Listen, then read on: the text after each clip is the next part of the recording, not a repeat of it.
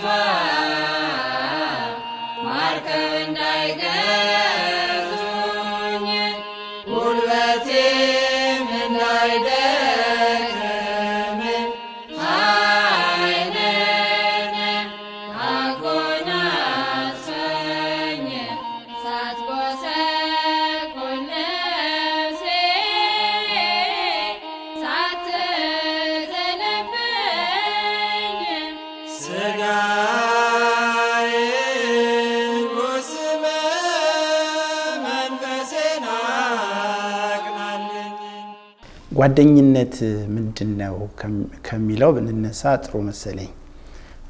ጓደኝነት በሁለት ወይም ከዛ በላይ ባሉ ሰዎች መካከል ከጊዜ በኋላ በሚደረግ መስተጋብር በጠንካራ ስሜት ላይ የሚፈጠር ግንኙነት ወይም ጉድኝት ነው ብለን ልንገልጸው እንችላለን አጠር ባለ መልኩ ማለት ነው። ጓደኛ የሚለው በስርዓተ ቤተክርስቲያን በቤተክርስቲያንም ትምህርት አንፃር ስናየው ባልንጀራ ከሚለው ከፍ ብሎ ሰዎች እርስ በርሳቸው በዚህ መሬት ላይ ተስማምተው ተግባብተው መኖር የሚችሉበትን መስተጋብር የሚፈጥሩበት ከእግዚአብሔርም የተሰጠ ብለን ልንለው የምንችል አይነት ትስስር ነው። ሰው ልጅ በዚህ ምድር ላይ በባልንጀርነት አብሮ ይኖራል። ባልንጀራ ለሰው ልጅ ሁሉም ባልንጀራው ነው።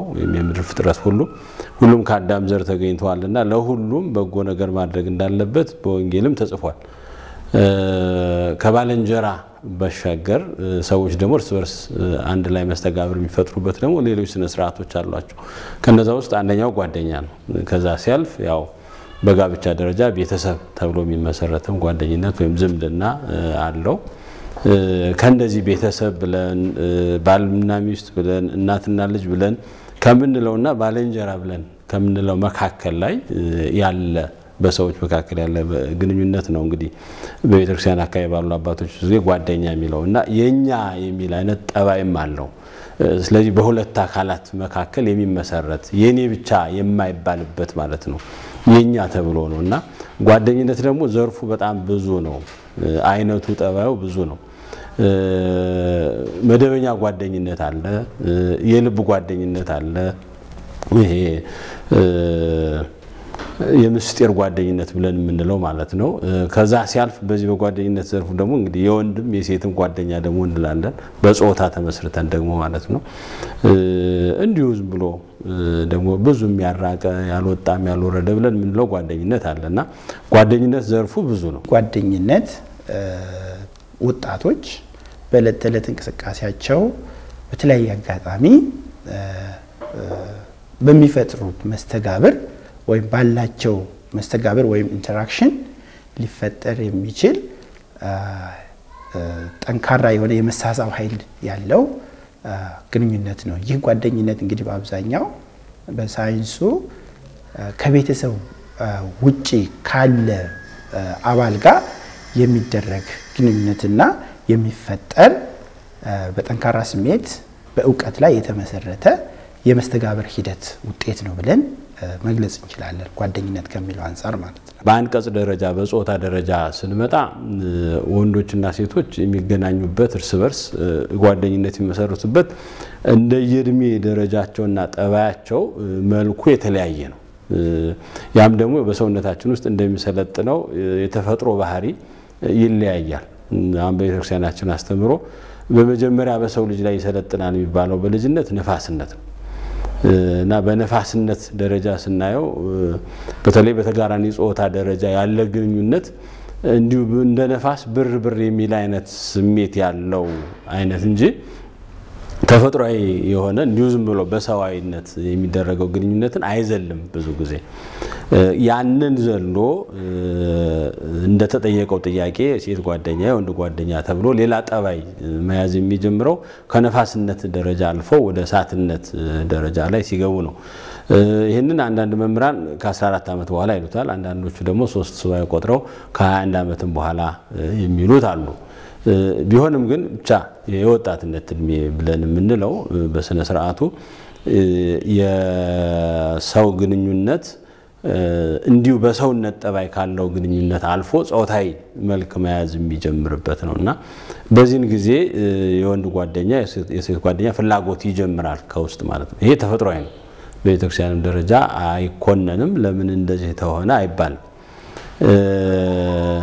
አሁን ባለው ዘመናዊ ንግግር የሴት ጓደኛዬ ነው የወንድ ጓደኛዬ ነው የሚለውን አይነት ንግግር በቤተክርስቲያን ደረጃ አንጠቀምበትም። በዛ ጠባይ አናስኬደውም። ለምን በሰው ልጆች ውስጥ የተቀመጠ ወደ ተቃራኒ ጾታ የሚያመጣ ፍላጎትና ስሜት በዛ መዛመድን የሚፈልግ ስሜት በጓደኝነት አንቀጽ የሚገለጽ ስላልሆነ ነው።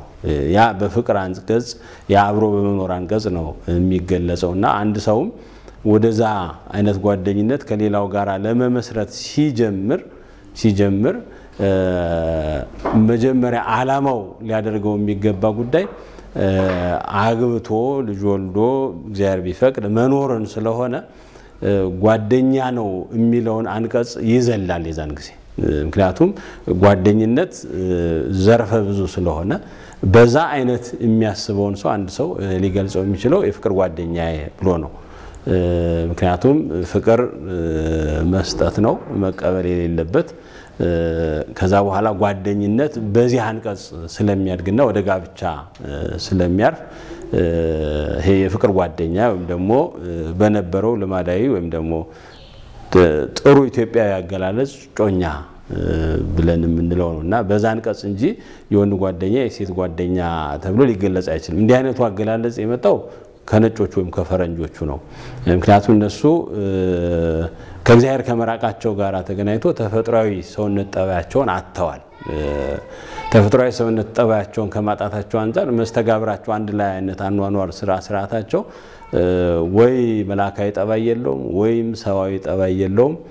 በሰውም ደረጃ ጥሩ የሆነ መስተጋብር ያለው ልንለው የምንችለው አይደለም። ትንሽ አሁን ያንን መልክ እየለቀቀ ሲሄድ እንዲሁ እንደ አራዊት የመኖር አይነት ጠባይ ነው በብዛት ባኖራቸው የሚታየውና በዛ ሂደት ሰው በፈቃድ ደረጃ ወንድ ከሴት ጋር የሚያደርገውን ግንኙነት ከመሰረታዊ ዓላማው ከተቀመጠለት እውነት ስላዛቡት ከዚህ አንፃር ሰዎችም በዚህ ግንኙነት ሄደው ይጋባሉ ብሎ ማመንን እየተው ስለመጡ የልዛን የወንድና የሴቱን ግንኙነት ብዙ ሰም ሰጡትና የወንድ ጓደኛ የሴት ጓደኛ አሉት።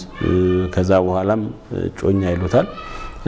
እንደዚሁም ከዛም አልፎ ተርፎ እንግዲህ የክፍል ጓደኛ ሩምሜት እስከሚባል አይነት ድረስ አውርደውታልና በዛ መጣ። ያው ከቴክኖሎጂው ጋራ እኛም ተቀበልነው መሰለኝ።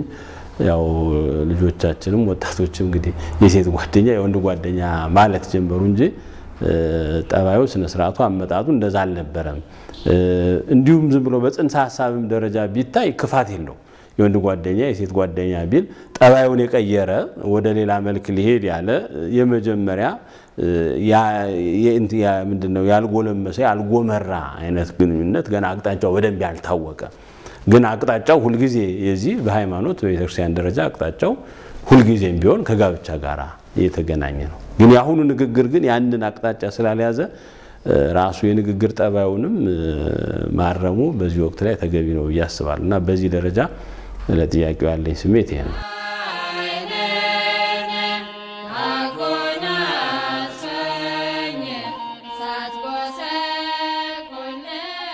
እንግዲህ በቤተክርስቲያን ትምህርት ደረጃ የሰው ልጅ ይሄንን ዓለም የሚረዳበት ያው በአምስቱ የስሜት ሕዋሳቱ ነው። እነዚህን አምስቱን የስሜት ሕዋሳቶቹ ደግሞ የሚመሩት አራቱ ባህሪያተ ሥጋዎቹ ናቸው ቅድም እንዳነሳናቸውና ስለዚህ ወደ እነዚህ ጉዳዮች የሰው ልጅ የሚዳረገው ከሚያየው ተነስቶ ከሚሰማው ተነስቶ ከሚዳስሰው ከሚያሸተው ከሚቀምሰው ነገር ተነስቶ ነው በመጀመሪያም በመጽሐፍ ላይ ተጽፎ በኖህ ዘመን ለተደረገው ድርጊት ምክንያት የሆነውን ስናነብ የእግዚአብሔር ልጆች የሰው ልጆችን አዩ ነው የሚለው ባዩ ጊዜ ለነሱ መልካም ጥሮች እንደሆኑ አሰቡ ነው የሚለው አዳም መጀመሪያ በወደቀበት ነው በኋላም የሰው ልጆች በሁለተኛ ደረጃ ወደቁት እና ሁለቱም ሲወድቁ በእይታ ነው መጀመሪያ አዩ ያዩት ነገር በጎ ነው የሚለውን አሰቡ ከሚያዩት ባሻገር የሁለተኞቹ ደግሞ የነሱን ድምጽም ሰምተው ነበር በእነርሱ ደረጃ የነበረው ድምጽ ደግሞ የዘፈን ድምጽ ነበረ ዜማ ነበረው ስለዚህ ያንን ሰሙ በዛ ተሳቡ ስለዚህ በነኳቸውም ባሸተቷቸውም በቀመሷቸውም ነገር የነሱ ኑሮ የተሻለ መሰላቸውና ከነርሱ ጋራ በማይገባ ሁኔታ ለጋብቻ ደረጃ ድረስ ተዳረጉ ከዛም ኔፍሊም ረጃጅም ሰዎች ወይም ክፉ ሰዎች ተወለዱ ነው የሚለው ስለዚህ የሰው ልጆች የሚዳረጉት በእነዚህ አማካኝነት እና የተፈጥሮ ጠባያቸውን ካለ መረዳት የተነሳ ነው ስለዚህ ለወጣቶች ያሉበትን እድሜ ደረጃ አይቶ የሚመራቸው አካል ከሌለ ተፈጥሯቸውን እንዲረዱ የሚያደርጋቸው አካል ከሌለ ለእንደዚህ አይነት ጉዳይ ይዳረጋል አንድ ሰዓት ተፈጥሮውን የሚያውቀው ሰው ያበስልበታል ተፈጥሮውን የማያውቀው ሰው ደግሞ ጫካ ያቃጥልበታል ስለዚህ ተፈጥሮውን ማወቅ የሳቱን የሰውየው ከሳት የሚለየው ሰው ነውና ራሱ የማወቅ ኃላፊነት የሚኖርበታል ሳቱን ደግሞ የሚያስተካክለውና የሚያሰናዳው እንደመኖሩ መጠን ደግሞ የሚመራው አካል ይፈልጋል ለዛ ነው ቅዱስ ጴጥሮስን መድኃኔዓለም ኢየሱስ ክርስቶስ በጎችን አሰማራ ነው ያለው ግልገሎችን አሰማራ ነው ያለው ጠቦቶችን ግን ጠብቅ ነው ያለው እና መጠበቅ የሚፈልግ እድሜ ስለሆነ መጠበቅ ይኖርበታል ካልተጠበቀ ይሄን ዓለም በሚረዳበት ያምስቱ የስሜት ሕዋሳት ሊጠፋ ስለሚችል ማለት ነው በሚያዩ ብለን ስንል ዛሬ የሚታየው ብዙ ነገር ነው ብዙ ክፉ ነገር አለ የሚታየው ቅድም መምሩ እንዳነሱት በቴሌቪዥን መስኮቶች የሚታየው ብዙ ክፉ ነገር አለ በቴሌቪዥን የሚያስተላልፈው አካል ስለ ማህበራዊ ደህንነት ብዙ የሚገደው አካል አይደለም ንዝህላልነት ይታይበታል ከዛም ውጭ ደግሞ በየወራ ጎዳናው የሚታዩ ካለባበስ ጀምሮ በህብረተሰቡ ዘንድ ያሉ ተፋልሶች እነሱ ሁሉ በእይታ ደረጃ ሰዎችን ወዳልተገባ ሁኔታ ስሜታቸውን እንዲያደርጉት የሚገፋፉ ናቸው ዛሬ የሴቶች እህቶቻችን አለባበስ ከዛም ሰልፍ የወንዶች ወንድሞቻችን ቢሆን የነርሱም አጠቃላይ ማንነት አገላለጥ ሂደታቸው ወደ ስሜት የሚያደላና ፈቃድን የሚቀሰቅስ ስሜትን የሚቀሰቅስ አይነት ጠባይ ይዞ ነው የሚታየው ይሄንንም ሂደት መጀመሪያም ሰዎችን ከማጥቃት አንፃር ያመጣው ዲያብሎስ ነው አሁንም ከነዚህ ድርጊቶች ጀርባ ዲያብሎስ አለ የሰው ልጆች ሁሉ ከመልካም ከእግዚአብሔር ለመለየት ያለችውን ፍርፋሪ ለማግኘት መቼም መነሳት መውደቁ አይቀርምና ስለዚህ የሱ መነሳትና መውደቅ በጀርባው አለ ግን አሁን ተፈጥሯዊ ዓለም ይሄንን ነገር የዘነጋው የረሳው የሰይጣን ጦርነት ያለብን በሰይጣን ደረጃ የምንፈተን ሰዎች መሆናችን የረሳው ብዙ ነገር ዓለማዊ በሆነ አመክንዮ ለመረዳት ነው የሚፈልገው ግን ዓለማዊ በሆነ አመክንዮ ውስጥም ለመረዳት ብንሄድ ምክንያቱም ትእዛዘ እግዚአብሔር ቃለ እግዚአብሔር የተሰጠው ለሰው ነውና ለአመክንዮም የተመቸ ነው ትእዛዘ እግዚአብሔር ከአመክንዮም ውጭ አይደለም ዝም ብሎ የማይጨበጥ የመናፍስት ጉዳይም አይደለም በሚጨበጥም ደረጃ እናየዋለን በመናፍስትም ደረጃ እንተረጉመዋለንና በሚጨበጥ በሚዳሰስም ደረጃ ብናየው ያለባበስነ ስርዓቶች ሰው ለብሶ የሚወጣው ሰው በልቶ የሚኖረው ስነ ስርዓቱ ከሰውነት ተፈጥሮ አንፃር በሳይንሱ ደረጃም ሲታይ አሁን ያለው ሁኔታ ብዙ የሚደግፍ የሚያበረታታ አይነት ጠባይ የለውም በየቴሌቪዥኖች መስኮቶችም የሚተላለፉ ጉዳዮች እንደው በስነ ስርዓቱ በሳይኮሎጂ መምህራን ደረጃ ወይም ደግሞ በሶሺዮሎጂ መምህራን ደረጃ የሰውን መስተጋብር በሚጠብቅ ደረጃ ታይተው የሚተላለፉ አይደሉም ሰዎችም ተፈጥሯዊ ጠባያቸውን ያጡ በእነዚህ ነገሮች ደግሞ እንደመነገጃም ያደረጉ የሚጠቀሙበት ሂደትም የማህበረሰቡን ደህንነት የሚጠብቁ አይደሉምና በእነዚህ ምክንያቶች ሰዎች ወደ ኃጢያት ይገፋሉ ማለት ነው። ወንድ ጓደኛ ሴት ጓደኛ ወደሚለው ወደዛ እንዲሄዱ የሚገፋፋቸው በርካታ ነገሮች አሉ። አንዱ በእለት ተእለት እንቅስቃሴያቸው ያላቸው ቅርርብ መቀራረብ እንበለው ይሄ ፈረንጆቹ ፕሮክሲሚቲ የሚሉት ነውና መቀራረብ በእለት ተእለት እንቅስቃሴ ሰዎች ባላቸው መስተጋብር ይቀራረባሉ።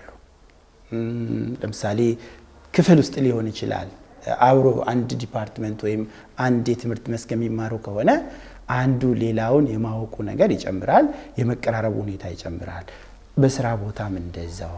ስለዚህ አንዱ ሌላውን የመረዳት አንዱ የሌላውን ስሜት የመረዳት ሂደቱን ይጨምራል።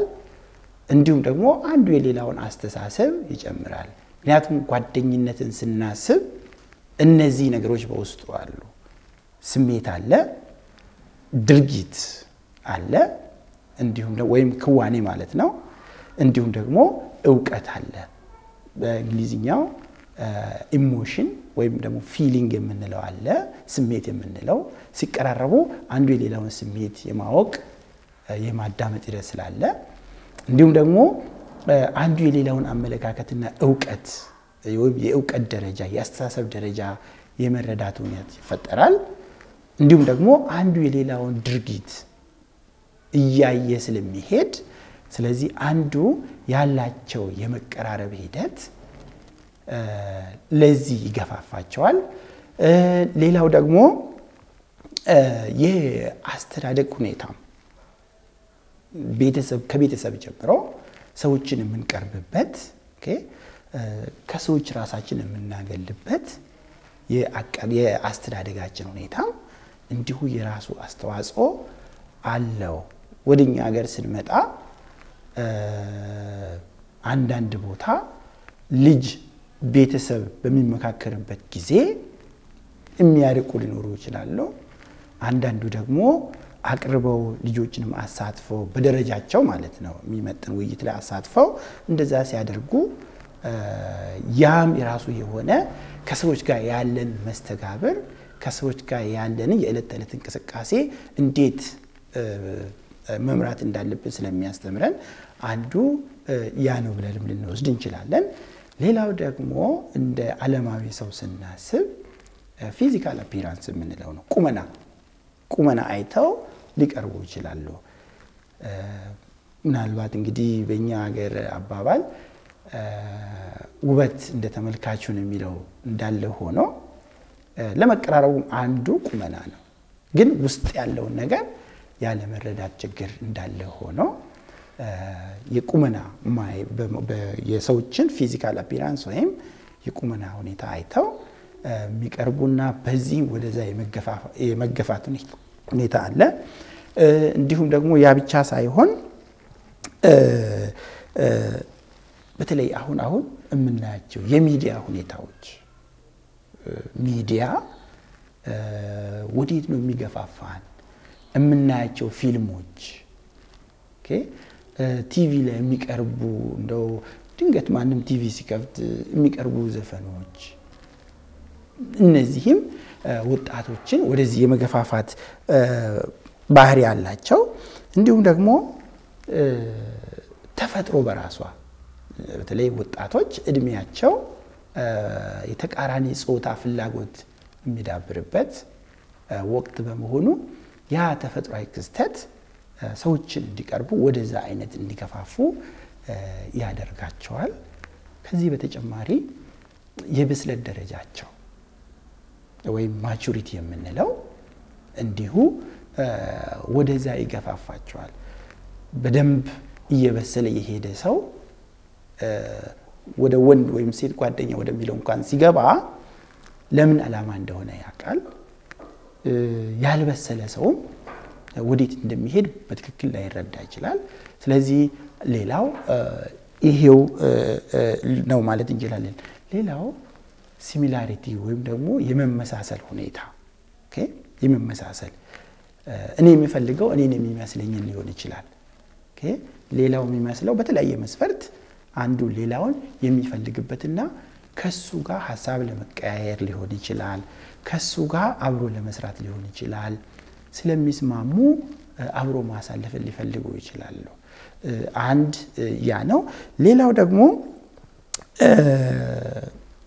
ጥቅምን በማሰብ ይሄ ነገር ሊፈጠር ይችላል ሶሻል ኤክስቼንጅ የምንለው ማለት ነው የሆነ ሰውን ከቀረብኩ የሆነ ጥቅም አገኛለሁ ወይ አድቫንቴጅ አገኛለሁ ኦኬ እገሌም ቢቀርባው ይሄንን ያደርግልኛል ታደርግልኛለች የሚሉ የተወሰኑ ምክንያቶች ወጣቶች ወደዚህ አይነት ሂደት እንዲገቡ ይገፋፋቸዋል ከሳይንሱ አንፃር ከብዙ በጥቂቱ እነዚህ እንደ ምክንያት የሚገፉ ነገሮች ናቸው ብለን መውሰድ እንችላለን በቤተክርስቲያናችን ደረጃ ምን አይነት ማዕከል አለን በእውነቱ ወጣቶችን በዚህ አይነት ዙሪያ የሚያማክል ማዕከል አለ ወይ አሁን በግብጽ ቤተክርስቲያን የወጣቶችን የሚመለከት ሊቀ ጳጳስ እንዳለ እንሰማለን በእኛ ሀገር ደረጃ አለን ወይ ከዛም ሲወርድ ደግሞ በእኛ ሀገር ደረጃ ጥሩ የሆነ በቤተክርስቲያን ደረጃ ህብረተሰቡ ላይ መድረስ የሚችል አስተዳደራዊ መዋቅር አለን ግን መዋቅሩ ውስጥ ይሄንን የሚመለከተው አካል አለ ወይ በሰንበት ትምህርት ቤት ደረጃ ተለይቶ ሴቶችና ወንዶችን ግንኙነት የሚመዝን አይቶ እነዛን እንቅስቃሴዎች ለማረም የሚያስችል ትምህርት የሚሰጥ ክፍል አካል መዋቅር የተዋቀረለት ነው ወይ ብለን ከዛ ጀምረን ከዛ በኋላ ሰብካ ጉባኤ ከዛ በኋላ ወረዳ ቤተ ክህነት ሀገረ ስብከት እያንድ ብንሄድ አናገኘው ካለማግኘታችን ከዚህ ጥበቃ ማነስ የተነሳ ሰዎች ወደዚህ አይነት ጉዳዮች ይገፋሉ ወደ ክፉ ነገር የሚገፋቸው ብቻ ነው አሁን ያለው የሚያዩትም የሚሰሙትም በየሬዲዮ የሚሰሙት ከሰው የሚሰሙት ከጓደኛቸው የሚሰሙት ከተላልቆች የሚሰሙት ሁሉ አሁን ክፉ ስለሆነ ለዚህ ድርጊት የሚዳረጋቸው ስለሆነ የሚያሸቱትም ዛሬ እየተቀመመ የሚወጣው ሽቶ ሳይንሳዊ ጠባዩን ስናየውም ደግሞ የሰው ልጅ ፈቃድ ሊያነሳሳ በሚችል መልኩና ለዛ የተዘጋጀ በሆነ መልኩ ስለሚቀመም ማለት ነው ምን ቀምሳቸው ምን በላቸው ነገሮች ቢሆኑ የዚህ አይነት ጠባይ አላቸው ያው ከእንስሳት ተፈጥሮ የምናገኛቸው እንስሳዊ ጠባይን እንደማጋነናቸው ሰውነታችን ውስጥ ዛሬ ምን በላቸው ነገሮች ወደዛ ያጋደሉ ሆነዋልና እንድንዳስሳቸው ምንመኛቸው በየቴሌቪዥን መስኮቶቻችን የምናያቸው ሰውነቶች ተፈጥሮ አይደሉም ለዛ ለቀረጻ የተመቹ ሆነው ሰዎች ብዳስሰው ባገኘው ቢይዘው ቢጨብጠው ብለው እንዲመኙ የሚያደርጉ ናቸውና ጥበቃ ስለሌላቸው እነዚህ ጉዳዮች ልጆችን ወዳልተገባ የሆነ ግንኙነት የሚገፉ ናቸው ከነዚህ ባሻገር ግን ሁሉ ጊዜም ምናስቀምጠው ሊውጥ ስለሚፈልግ ባላጋራችን ያው በዙሪያችን እንደሚያደባ አንበሳለና እነዚህን ሁሉ ከመጠቀም ወደ ኋላ አይደለም ለመጠቀምም በእነዚህ ዙሪያ ሰርቷል ተፈጥሯዊ ስነ ስርዓቶችን ቢሆኑ ለሰው ልጆች የተቀመጡላቸው ቢሆኑ ከነዚህ ውጭ ደግሞ ሊያመጣ ስለማይችል ፈጣሪም ስላልሆነ እነርሱን ግን በእነዚህ አይነት ሁኔታ ለመጠቀምና ሰዎችን ከቤተክርስቲያን ከሃይማኖት ለማውጣት የሚጠቀምባቸው መንገዶች ናቸውና በእነዚህ ምክንያቶች ሰዎች ወደ እነዚህ ነገሮች ይሳባሉ ሌላው የአቻ ግፊት በሳይንሱ ፒር ፕሬዠር የምንለው ነው ምክንያቱም በተለይ ወጣቶች እኩዮቻቸው የሚያደርጉትን ነገር ማድረግ ያምራቸዋል እና በአብዛኛው የሚያማክሯቸው እነዛ ጓደኞቻቸውን ነው አብሮ የሚውሉትን ሐሳብ ለሐሳብ የሚግባቡትን ስለሆነ ጓደኞቻቸው የሚያደርጉትን ነገር እነሱም በእነሱ ተጽዕኖ ስር ውስጥ በተለይ ከሆኑ ያንን ከማድረግ ወደ ኋላ አይሉም ስለዚህ በተለይ በአስራዎቹ ውስጥ ያሉ ለዚህ በጣም የተጋለጡ ናቸው ስለዚህ ይህንን የአቻ ግፊት በአግባቡ ይዘውት ወደ አዎንታዊ ካልመለሱት ለሌላ ለማይፈልግ ችግር ያጋልጣል ብዙዎቹን የምናየው እውነታ ይሄንን ነው ትምህርት ቤት አካባቢ እናያለን በእለት ተዕለት እንቅስቃሴያችን እናያለን ቤታችንም እናየው ልጆች ከቤተሰብ ያዩትን ብቻ ሳይሆን የአቻ ጓደኞቻቸውን ድርጊት ባህሪ ማንጸባረቅን ይፈልጋሉና ሌላው ለዚህ ጉዳይ የሚገፋፋው ይሄ ነው ለምሳሌ እንበልና ዩኒቨርሲቲ እንውሰድና 6 ሆነው አንድ ቤት ውስጥ ወይም ዶርም ውስጥ ይኖራሉ እንበል ከነዛ ውስጥ 5ቱ አላስፈላጊ ድርጊት የሚፈጽሙ ቢሆን ቀስ በቀስ አንደኛው እንኳን አሻፈረኝ ቢል ቀስ በቀስ በእነሱ ድርጊት እየተሳበ ሊገባ ይችላል ይህ ግን ለሁሉም ላይሆን ይችላል ለተወሰኑት ይሄም ይሰራል ስለዚህ የአቻ ለአቻ ግፊት ለእንደዚህ ቅድም ላልነው ቦይ ፍሬንድ ለመያዝ ኦር ፈረንጆቹ በሚሉት ገርል ፍሬንድ ለመያዝ በጣም በር ከፋችና አንዱ የሚገፋፋ ምክንያት ነው ብለን መውሰድ እንችላለን